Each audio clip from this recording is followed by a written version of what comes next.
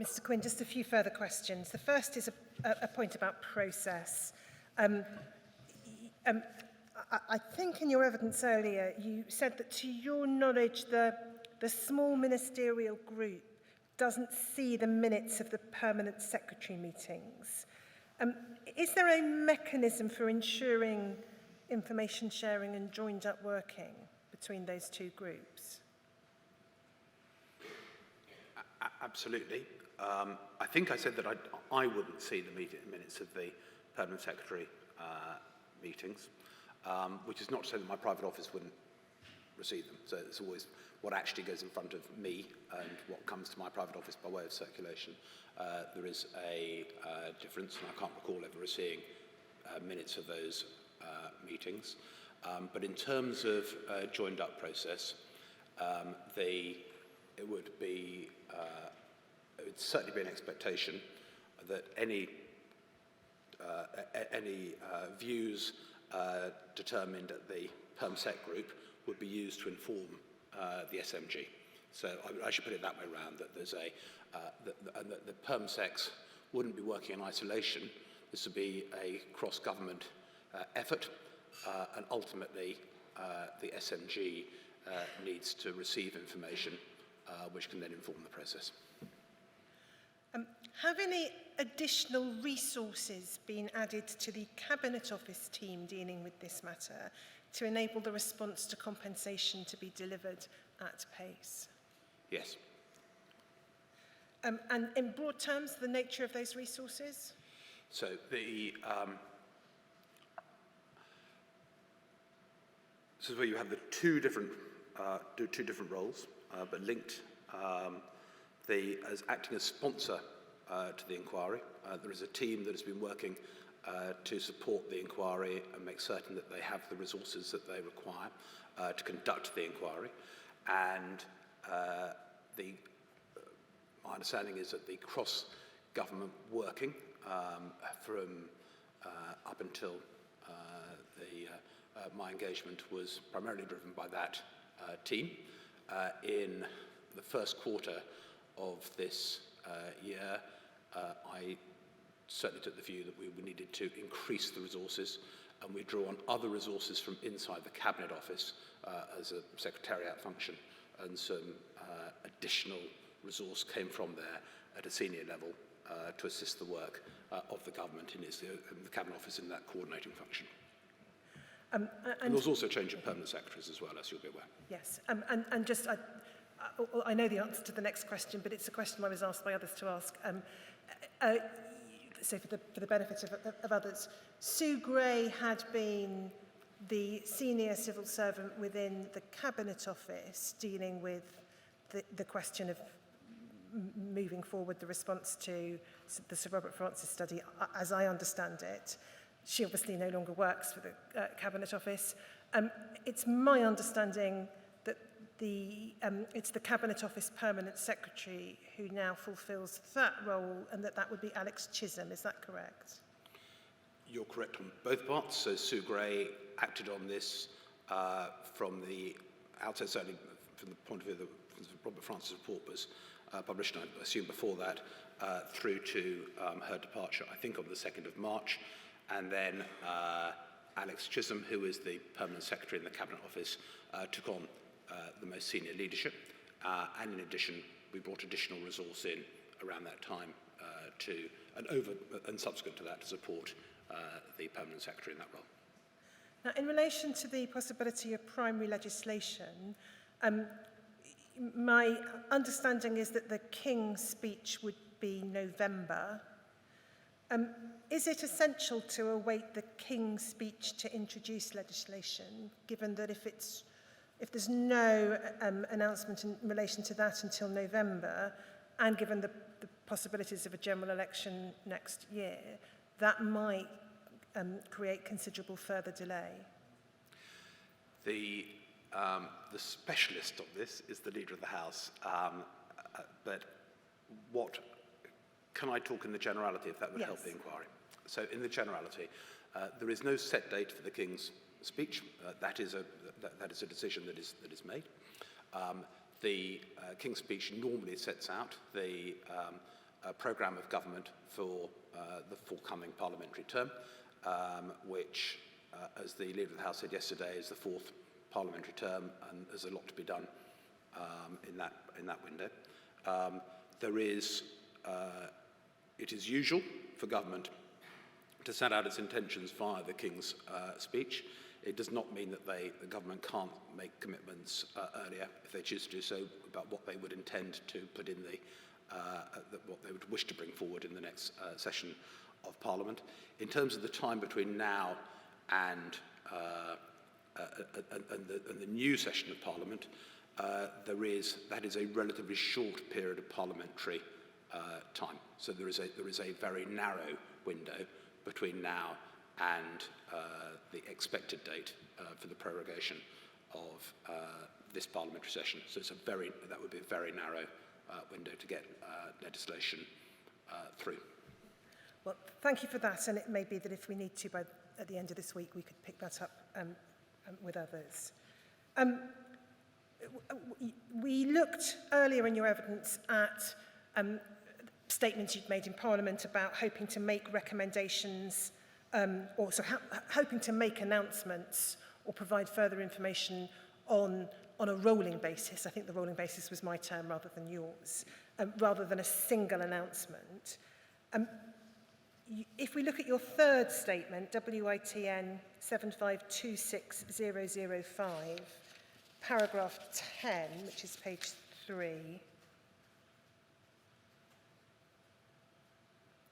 we can see you say in paragraph 10, bottom of the page, the government's considering the package of recommendations as a whole and has not reached any final decisions on any of the individual recommendations. So has there been a shift in position since the end of last year, which is when I think you were indicating your hope that you'd be able to make announcements on a more individual basis? And if so, why? There has been, what I've encountered is the practicalities of dealing with the recommendations. So I'm very glad you've asked that question. So certainly my hope, as expressed in the letter to the Chancellor back in December, would be that we could go through the recommendations in Sir Robert's report and pick up individual recommendations and then try and lay some of the groundworks for that could be used for a compensation scheme were one to be recommended by the final report and then agreed to by the government. There are quite significant issues that need to be resolved and decisions that need to be made, which may sound prosaic, but are important. For example, around, I won't go into the details of specifics, but some of I have referred to in Parliament. For example, the having an ALB which would not have ministerial involvement. And I totally understand why that's a recommendation. I totally understand that. Absolute independence. But that would be, as I said to Parliament, that would be an unusual approach because there wouldn't then be a minister responsible to Parliament for the actions of that ALB, and the role would be for taxpayers' funds to go to the ALB and for then awards to be determined by the independent committee. So I totally understand that recommendation, but that is the kind of issue that needs to be worked through and resolved. So some of the things that I might have wished to have said, or we as a government might have wished to have said, do depend on decisions that need to be determined, which are quite significant. That's if I may say, a useful example in terms of the next question I'm proposing to ask, which is this, and then I'll explain what I mean by the link with what you've just said. You've told us about significant practical issues in responding to the second interim report.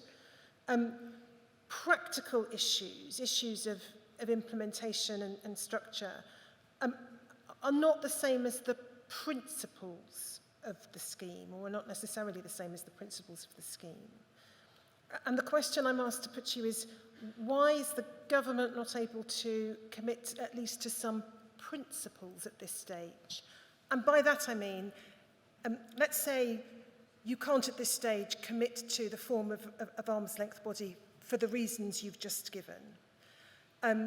You can't commit to a date on which the first payments might be made because of the need to set up a legislative framework. But that doesn't mean you can't say, does it, that you can't commit to the principle of paying compensation broadly along the lines identified by both Sir Robert and Sir Brian, and broadly to the categories of, or cohorts of people identified in the second interim report. So those would be examples of differences between some of the practical workings out, which you might need still to do more work on, and some statements of principle which might provide enormous reassurance to those infected and affected. I totally understand the distinction that you're making. I think from the reality of formulating policy, you inevitably end up working out the practical consequences if you agree a principle, and therefore the two do get conflated. So if we are on principle to do this, what are the practical consequences of a decision to work on that principle? So the two do. I totally understand that there are two different things, and yet they are their effect is to be conflated. Just a couple of further matters then. The first is just to go back to the question of waiting for the final report. In circumstances where the government has accepted the moral case and where ministers, including yourself, have repeatedly recognised the impact of the scandal, what else does the government need to understand in order to take its decisions and communicate them on compensation?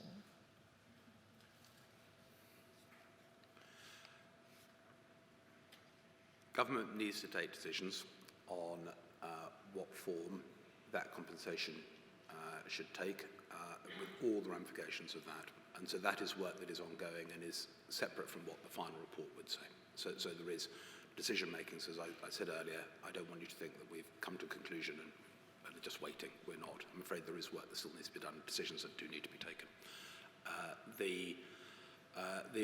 There are, whatever the government's conclusion, I have no doubt that, well, if I'll start again if I may. The recommendations in the report are wide-ranging and far-reaching, and I totally understand the rationale behind the recommendations that are being made. For the government, if it was to go down that route, to do so against the backdrop of the findings, I think is a helpful thing for government and for Parliament and for the country as a whole to say, these are the wrongs that took place, as I've got no doubt this inquiry will conclude. These are the findings of the inquiry, and for us to respond, to be able to say, we understand all of that, we have read the final report, we appreciate the context in which decisions have to be taken, even more than we did from the second interim report and from Sir Robert's study. And on the back of that, this is what we'll be doing on compensation. And either this is our response to the other recommendations, or when we'll be responding to those recommendations. Can I just see if I understand what you're suggesting there, Mr. Quin?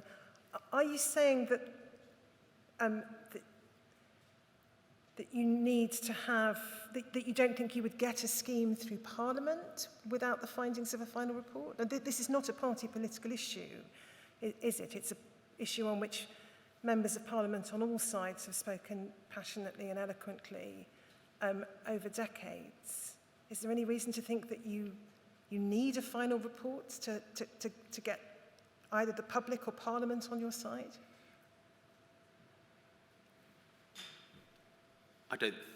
I sincerely hope, and I've said this in the House of Commons, that if there is a requirement for primary legislation, which I think is not absolutely certain, but is more likely than not, that I would sincerely hope that that would have the support, absolute support in both houses of Parliament. As a government minister, I sincerely hope that that would be the case. But that does not mean to say that being able to put government proposals into the context of a final report and all the findings regarding the errors that took place and the scandal that happened would not be appropriate and helpful. It might be said that whilst it would be helpful and in the ordinary course of events one might understand why you might wait for a final report, but it might be said, given everything else that's happened, that in this particular context, waiting for a final report is compounding those very wrongs that you are expecting to see articulated in that final report. I appreciate the point, and I do appreciate that there is ongoing loss of life as a result of the scandal, and I do understand that point. The very final question then is just to return to this question of the possibility of registering those who so far, whose loved ones' deaths have not been recognised. Can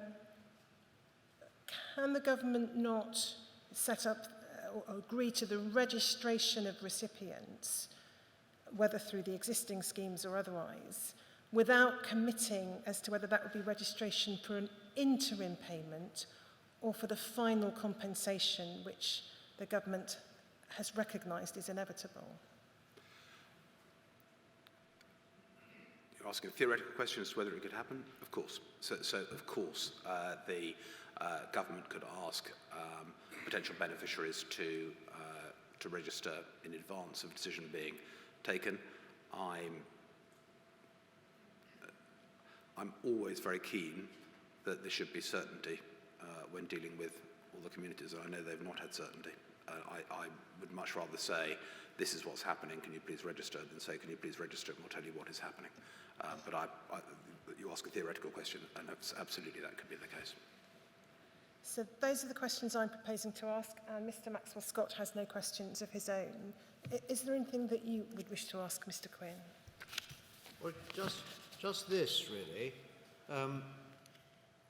Quite a lot of people, speaking very generally, have the view that inquiries, again, speaking about all sorts of inquiries, often make recommendations.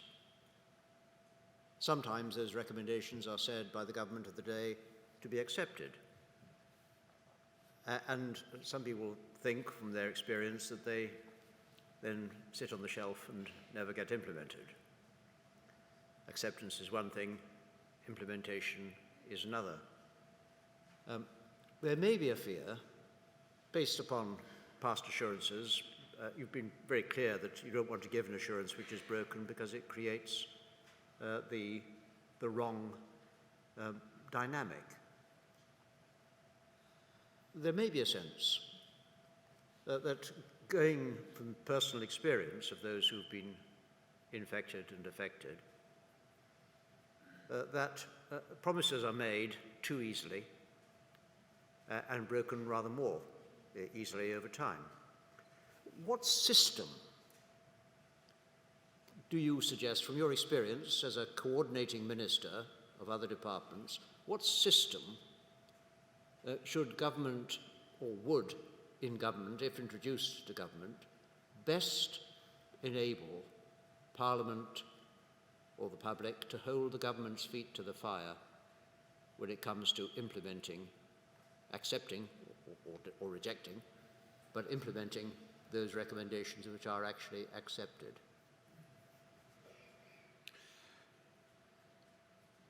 On the generality, if I may, and then maybe come back to this inquiry, on the generality, there's been some debate on this. So, and I'm not. This is not a reflection of government policy. This is that, but there's been some think pieces have been raised on exactly these kind of issues, and I think there has been discussion in the liaison committee of the which is a select committee of the House of Commons, as to how this could be monitored. So the point you're raising, Sir Brian, is one that has been subject to parliamentary interest. And I'm thinking back clearly this is not something I prepared for this session, but I think I previously, on behalf of the government, expressed the view that that is something which is best dealt with by parliamentary select committees as part of their scrutiny of the government of the day. That they are in possession, having received the report, to be able to summon ministers, which they can do, to then test how the government has implemented promises that it has made. They can do that over the Generality, and that includes doing so over inquiry recommendations that the government has accepted. So I believe that from my recollection that was how I responded to a particular question on that issue quite recently, saying that it's for Parliament to hold ministers to account, which they do, regarding the implementation of such of inquiries' recommendations. One of the suggestions made to me in the course of our hearings about possible recommendations was that there should be a duty upon the administration, so speaking generally of government, to report to the public every so often as to the implementation of the recommendations such as are accepted. Would that work? Would it help? Because that would enable perhaps the public to help to keep the government of the day's feet to the fire.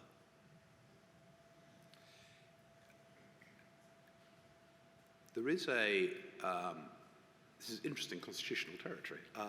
There is, Parliament has got a very powerful role in holding the executive to the account. That is their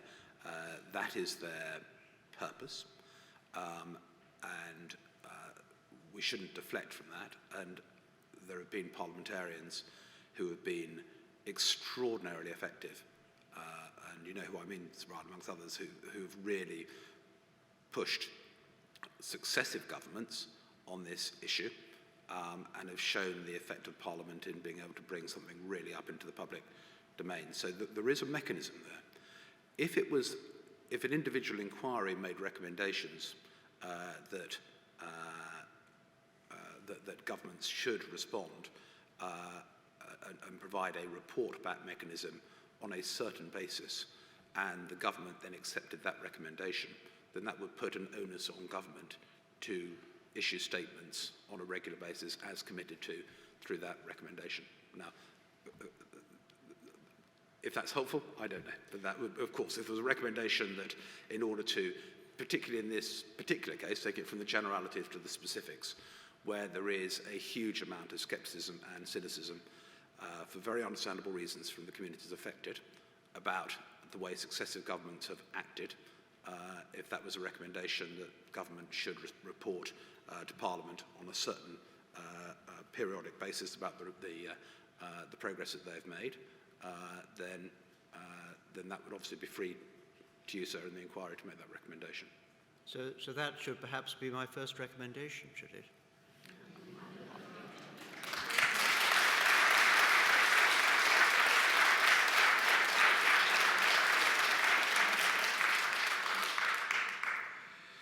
So, Brian, I wouldn't dream of telling you what your recommendations should be, but I really do recognise that given the depth of suffering over a very long period of time, the absolute desire to see redress and a conclusion, and that there is a deep nervousness and scepticism. It took me a period of time to realise quite how deep-rooted that was. It's meeting members of the community that made me realise what the legacy has been over many, many years and decades. The second interim report has been extremely helpful in getting us all focused on in government, in addition to the work that Sir Robert has done. Well, thank you very much.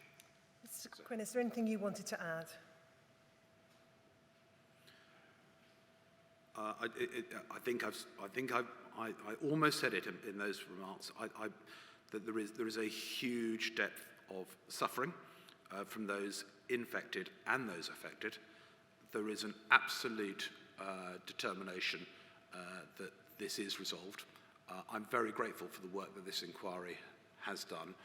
As you highlighted, we've accepted there is a moral case for compensation. I'm deeply committed to continuing to pursue this through my role in the Cabinet Office, as I know my colleagues are elsewhere in government, and I really do look forward to us getting to a resolution, but I know that that has been a very, very long time coming. Thank you. So that then concludes this witness's evidence. Well, for my part, can I thank you for giving evidence and giving us as much of an insight as you can into the workings of government around this particular issue, and thank you for your expressions of commitment. Thank you very much. Thank you, sir. So, sir, that's now, I think, time for a lunch break, which will obviously need to be a reasonable period of time. And then we have the evidence of Ms Dunn. My apologies to her for keeping her waiting, but she will be genuinely a much shorter witness. So come back for her evidence whenever you consider it appropriate. Do you suggest that 3 o'clock is too late? No, I don't. I think that's perfectly 3 o'clock. reasonable.